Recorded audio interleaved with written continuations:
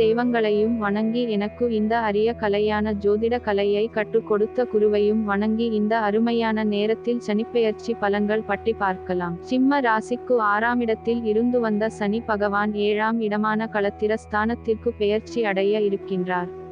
சனி தன்னுடைய 3ஆம் பார்வையாக பாக்கிய ஸ்தானத்தை பார்ப்பதினால் புதிய துறை சார்ந்த தேடல்களும் உற்சாகமும் அதிகரிக்கும்.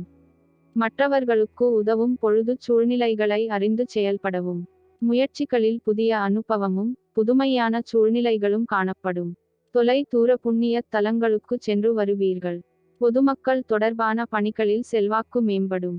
நவீன தொழில்நுட்ப கருவிகளின் மூலம் மேன்மை அடைவீர்கள்.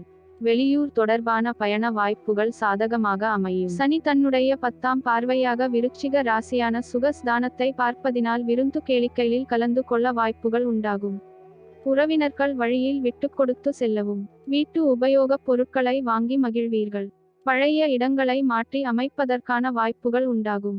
சொத்துகள் தொடர்பான விவகாரத்தில் இருந்து வந்த வில்லங்கம் படிப்படியாக குறையும். குடும்ப உறுப்பினர்களிடம் உங்களின் மீதான நம்பிக்கையில் மாற்றம் உண்டாகும். சனி ராசிக்கு 7ஆம் பாவகத்தில் அமர்ந்திருப்பதினால் கணவன் மனைவிக்கிடையே அனுசரித்து நடந்து கொள்ளவும் புதிய நபர்களின் தன்மைகளை அறிந்து பழகுவது நல்லது. வழக்கு தொடர்பான விஷயங்களில் எதிர்பார்த்த முடிவுகள் கிடைக்கும். கடன் சார்ந்த பிரச்சனைகளை கட்டுப்பாட்டுக்குள் கொண்டு வருவீர்கள். எதிர்பாராத இடமாற்றங்கள் சிலருக்கு சாதகமான பலன்களை ஏற்படுத்தும். எதிர்பார்த்த சில உதவிகள் காலதாமதமாக கிடைக்கும். தம்பதியருக்குள் நீங்களே விட்டு கொடுத்து செயல்பட வேண்டிய சூழ்நிலைகள் அமையும். மனதிற்கு நெருக்கமானவர்கள் குடும்பத்தில் இணைவதற்கான சூழ்நிலைகள் சிலருக்கு உண்டாகும். மாணவர்கள் உயர்கல்வி தொடர்பான விஷயங்களில் ஆசிரியர்களின் ஆலோசனைகள் புதிய மாற்றத்தை ஏற்படுத்தும்.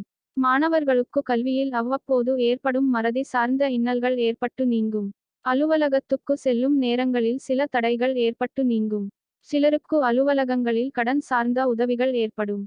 மனை தொடர்பான தொழிலில் இருப்பவர்கள் நிதானத்துடன் செயல்படவும் சீருடை தொடர்பான அரசு பணிகளில் ஓய்வின்றி பணியாற்ற வேண்டிய சூழ்நிலைகள் அமையும். தடைப்பட்ட தனவரவுகள் சிலருக்கு கிடைக்கும்.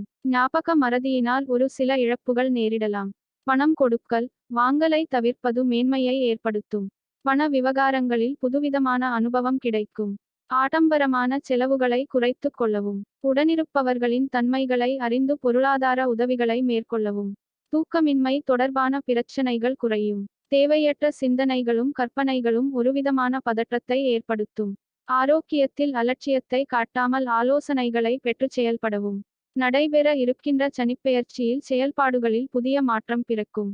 மேலும் மனதளவில் இருந்து வந்த இனம் புரியாத அச்சம் மற்றும் கவலைகள் நீங்கும்.